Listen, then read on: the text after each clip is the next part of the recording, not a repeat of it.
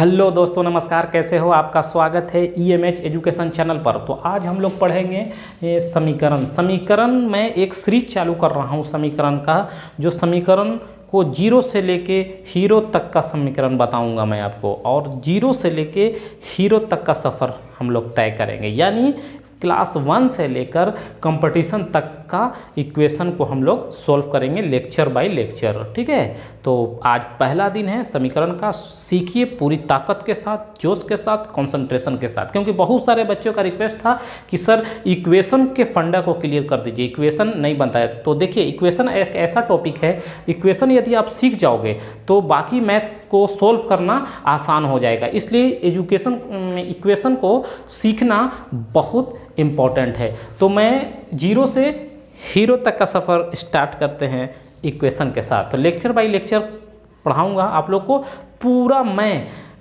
Class 1 से लेके college competition तक का इक्वेशन को क्लियर करूंगा। मेरे साथ पूरे ताकत के साथ, शिद्दत के साथ और कंसंट्रेशन के साथ जो मैं सिखाता हूं उसको सीखते जाइए, क्योंकि सीखना बहुत ज़रूरी है मेरे भाई। सीखने के चैन को जारी रखिए, तब जीवन में आगे बढ़ोगे। चलिए स्टार्ट करते हैं समीकरण।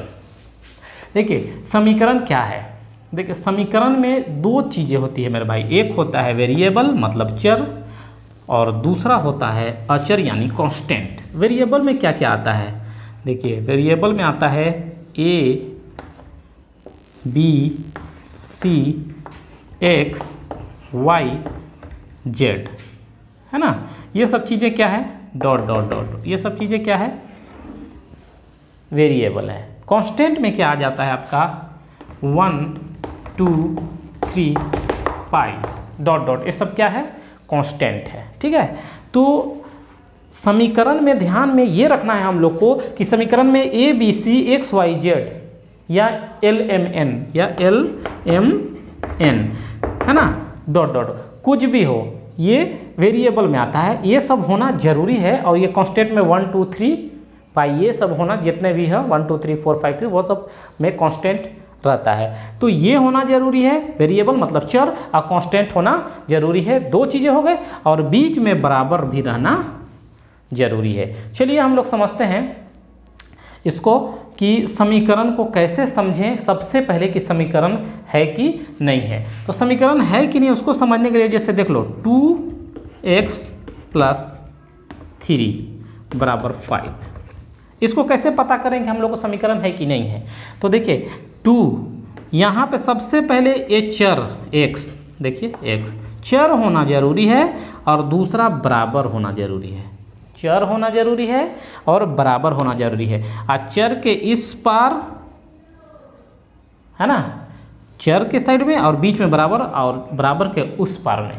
ठीक है, अंक होना जरूरी है। तो समझ गए समीकरण किसे समझेंगे? ये चर होना जरूरी है और ये बराबर होना जरूरी है, और इस बार भी कोई भी संख्या होनी चाहिए और इस बार भी कोई संख्या होनी, तब समझेंगे कि ये क्या है, अपना समीकरण है। तो आई होप, मैं समझता हूँ कि आप लोग समझ गए होंगे कि समीकरण है। तो मैं जीरो से स्टार्ट करता हूँ, आप लोग पूरी कॉन्सेंट्रेशन के साथ इसको सीखिए कि कैसे समीकरण को हल करते हैं।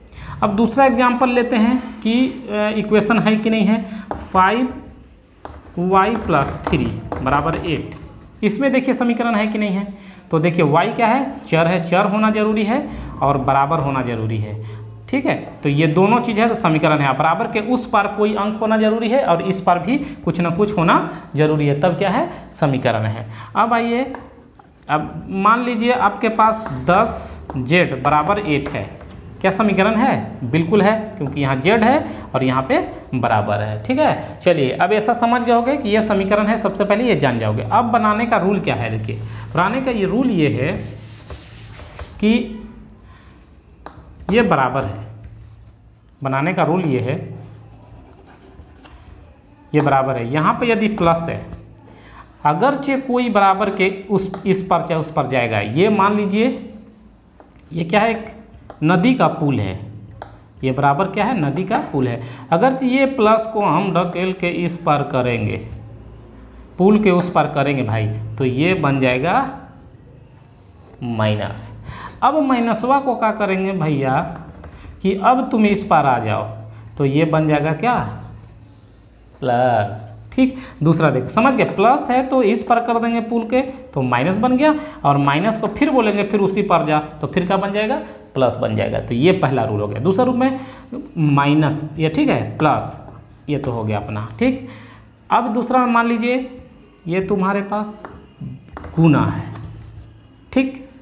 तो गुना का क्या रूल है, प्लस ये गुना है तो इस पर जाएगा तो क्या बन जाएगा, भाग में बन जाएगा, और भाग को इस पर कर देंगे तो क्या बन गया, गुना में बन जाएगा। समझ गए, गुना को किस में, प्लस को इस पर करोगे तो माइनस, माइनस को इस पर करोगे तो क्या बन जाएगा, प्लस बन जाएगा। गुना को इस पर करोगे तो क्या बनेगा, भाग में कन्वर्ट हो जाएगा, डिवाइड में, और इसको करोगे तो मल्टीप्लाई में कन्वर्ट हो जाएगा। समझ गए बात, ये है इसका रूल। समझ गए रूल, प्लस को पुल के इस पर, माइनस माइनस को प्लस, ठीक। गुना को इस पर तो भाग में, भाग को इस पर करोगे तो मल्टीप्लाई में। समझ गए, तो ये हो गया इसका रूल। चलिए अब बनाना स्टार्ट करते हैं हम लोग बेसिक से, ठीक है। स्टार्ट करते हैं। पहला में क्या है, जैसे में 2, पहले स्टार्ट करते हैं 2y बराबर 8, ठीक, इनटू में है, ये किस चीज़ में है, इनटू में है। यहाँ पर बोल रहा है कि y का मान ज्ञात करो, y का मान ज्ञात करें, या समीकरण को हल करें, या फिर ऐसे दे देगा कि समीकरण को सॉल्व करें, तो क्या हो जाएगा, इनटू में है तो क्या बताया हूँ, फार्मूला में क्या बोलता है कि जब कोई बराबर है और यहाँ पे इनटू में है तो ये इस पर जाएगा तो किस में जाएगा, डिवाइड में जाएगा, बताया हूँ। तो इस पर जाएगा तो ये तो उसी जगह रहेगा, लेकिन बराबर से ये 2 कहाँ चलाएगा, इस पर आएगा तो क्या बन जाएगा, भाग में आ जाएगा। तो 4 2 चौके 8, 4, ये क्या बन गया आंसर। चलिए दूसरा एग्जांपल लेते हैं। अब दूसरा एग्जांपल में सेम ऐसे करिए। अगर मान लीजिए 5y बराबर 10 हो गया, या फिर यहाँ पर कर देते हैं z का समीकरण को सॉल्व करने के लिए बोल रहा है। तो z इनटू में है तो कहाँ चला जाएगा, बता दीजिए, जल्दी बताओ, जल्दी जल्दी जल्दी जल्दी। 5 नीचे आएगा क्योंकि इनटू में है, तो इनटू में है तो रूल क्या पता है, डिवाइड में जाता है, तो डिवाइड में करो, 5 दूना 10, ये हो गया, ठीक है। आई होप मैं समझता हूँ समझ गया होगी। एक और एग्जांपल ले लेता हूँ फटाक से। तो मान लीजिए तुम्हारे पास 6m है बराबर 18 है, क्या हो जाएगा, इनटू में है, कहाँ जाएगा, जल्दी से खुद से बोलो, 6 6 तरीके 18, तो m बराबर कितना 3, तो ये हो गया इनटू का। चलिए अब अगला नेक्स्ट देखते हैं हम लोग एग्जांपल, ठीक है। अगला नेक्स्ट है अपने यहाँ, चलिए दूसरा एग्जांपल देख लेते हैं। 2x + 4 बराबर 8, ठीक। अब देखिए ये क्या है, चर है, ठीक।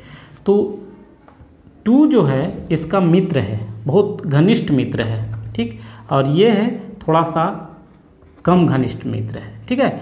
तो अब बराबर के उस पर हम लोग को भेजना पड़ेगा। तो सबसे पहले जो कम घनिष्ठ मित्र है उसको भेजोगे ना, तो सबसे पहले क्या करिए, 2x बराबर 8 प्लस में है तो इस साइड गया तो माइनस में, तो 2x बराबर 8 में से 4 गया 4, तो x बराबर क्या होगा 4/2, तो x बराबर कितना हो गया 2, तो ये क्या हो गया आंसर हो गया। समझ गए होगे। सबसे पहले कम घनिष्ठ वाला जो मित्र है उसको उस पर कर दो, इस बराबर के, तो प्लस में है तो इस पर माइनस किया, ये बच गया। उसके बाद जो तुम्हारा घनिष्ठ मित्र है उसको बाद में करना है, तो इनटू में है तो किस में आ गया, डिवाइड में आ गया। तो ये तुम्हारे पास 2 दूनी के 4 कट गया, आंसर आ गया। फिर अगला एग्जाम्पल एक ठो लेते हैं कोई सा भी। अब मान लीजिए 3x + 3 बराबर 9 ले लीजिए, ठीक है। 3x + 3 बराबर 9, तो 3x सबसे घनिष्ठ दोस्त कौन सा है, 3 है, और ये कम घनिष्ठ है, तो सबसे पहले किसको इस पर करोगे बराबर के, तो 3x बराबर 9 प्लस में है तो इस साइड गया तो क्या हो गया माइनस में। बताया हूँ ना कि ये क्या है, बराबर के इस पर जाता है, मतलब ये पुल के उस पर जाएगा, तो प्लस है तो माइनस हो जाएगा। तो 3x बराबर, इसको सोल्व कर दो पहले, तो 9 में से 3 गया 6, ठीक। अब यह बहुत घनिष्ठ मित्र है, उसको बाद में बोला हूँ, तो इनटू में है तो किस में आ गया, भाग में आ गया, ये 3 3 9, आंसर आ गया।